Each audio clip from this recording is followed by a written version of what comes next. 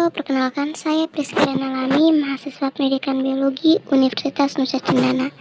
Kali ini saya akan membahas tentang protista. Namun sebelum memulainya, perlu kita ketahui KD dan juga indikator pencapaiannya.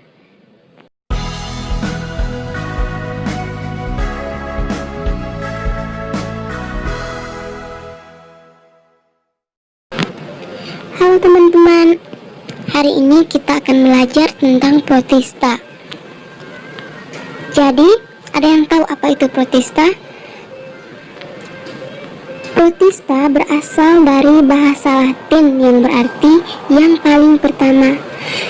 Robert Whittaker mengembangkan sistem 5 kingdom protista yang beranggotakan organisme eukaryota yang memiliki membran inti sel.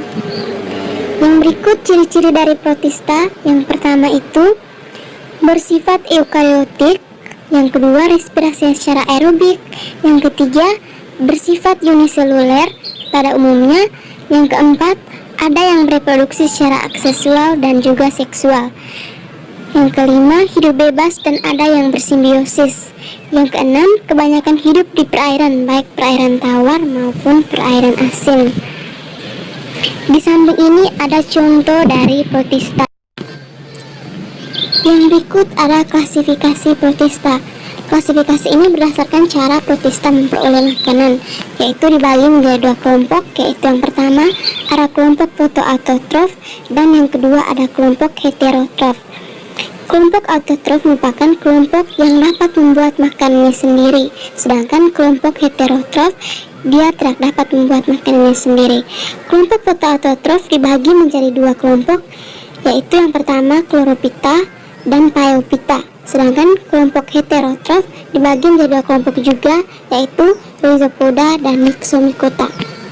Chlorophyta ini contohnya seperti euglena. Phaeophyta itu contohnya alga coklat. Yang berikut rhizopoda itu contohnya amoeba dan oomycota itu contohnya adalah jamur. Yang berikut kita masuk pada pengklasifikasian protista berdasarkan ciri-ciri yang dimilikinya, yaitu yang pertama itu ada protista mirip jamur. Protista mirip jamur ini dibagi lagi menjadi 2 kelompok, yaitu yang pertama itu ada myxomycota, memiliki ciri-ciri yang mirip seperti jamur, yaitu pada badan buahnya.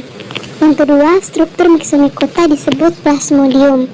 Yang ketiga, plasmodium ini bergerak dengan gerakan ameboid di atas substrat dan juga dapat mencerna mikroorganisme serta partikel-partikel bahan organik yang membusuk di dalam selnya. Ini adalah contoh dari myxomycota. Yang kedua, oomycota atau jamur air. Memiliki ciri-ciri diantaranya memiliki tubuh atau miselium yang tumbuh di atas materi organik, bersifat heterotrofik baik secara parasit maupun saprofit.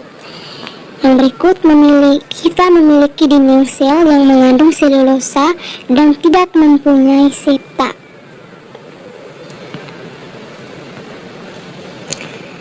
Yang berikut ada protista mirip tumbuhan atau yang lebih dikenal dengan sebutan alga.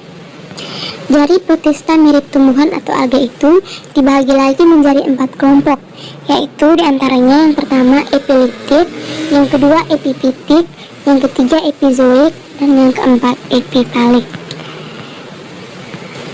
Kelompok-kelompok alga tersebut dibagi lagi menjadi beberapa kelompok kecil, yang diantaranya yang pertama ada alga coklat atau phaeophyta. Ciri-cirinya yang pertama tinggal di pantai, air laut atau air tawar. Yang kedua, bentuk talusnya seperti benang atau seperti tumbuhan tingkat tinggi. Dia bereproduksi secara aseksual, yaitu dengan cara fragmentasi, dan juga seksual dengan cara isogami atau oogami. Yang berikut, dinding selnya berupa selulosa dan memiliki asam alginat. Ini adalah contoh dari alga coklat, yaitu sargassum.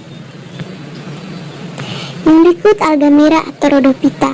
Ciri-ciri alga merah yang pertama itu hidup di air laut maupun air tawar, dan bentuk talus seperti benang atau seperti tumbuhan tingkat tinggi.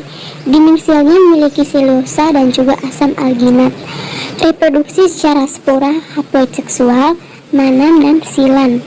Peranannya itu dapat dibuat agar-agar dan juga sup. Ini adalah contoh dari alga merah, yaitu ada Gelidium, ada Laurencia sp, dan juga ada Gracilaria sp.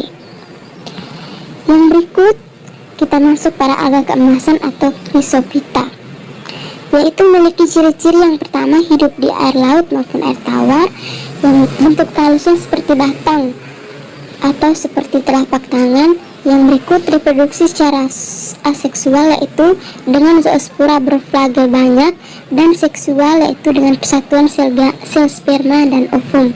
Yang keempat, dinding selnya seperti kersik atau silika. Ia berperan seperti plankton sebagai produsen di perairan laut. Contohnya seperti Navicula, Pinularia, dan Sinura. Yang berikutnya ada diatom atau Bacillariophyta. Ciri-ciri alga diatom ini, yang pertama itu ada habitatnya yaitu di air laut maupun air tawar. Bentuk talusnya terdiri dari epiteka dan hipoteka. Reproduksinya secara aseksual, yaitu dengan pembelahan epiteka dan hipoteka, sedangkan secara seksual yaitu dengan persatuan sel sperma dan ovum. Dinding selnya berbentuk seperti silika atau kersik. Peranannya sebagai bahan isolasi, penyekat dinamit, dan juga penggosok.